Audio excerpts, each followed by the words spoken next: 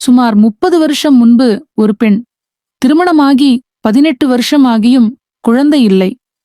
கணவன் வேறு திருமணம் செய்யப் போவதாக மிரட்டினான். அவள் தன் தாயுடன் மேல்மலையனூருக்கு வந்தாள். வைகாசி அமாவாசை அன்று அம்மனை வணங்கி புற்று மண்ணை எடுத்துக்கொண்டு தினமும் வீட்டில் பூஜை செய்தாள்.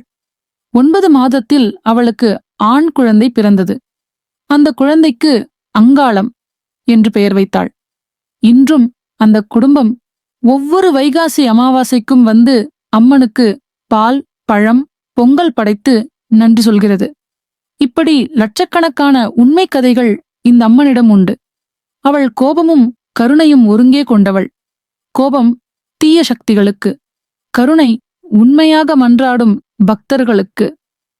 ஒரு முறையாவது வைகாசி அமாவாசை அன்று சென்று அம்மனை தரிசித்தால் உங்கள் வாழ்க்கையில் ஒரு பெரிய மாற்றம் நிச்சயம் நிகழும் என்று சொல்கிறார்கள் பக்தர்கள்.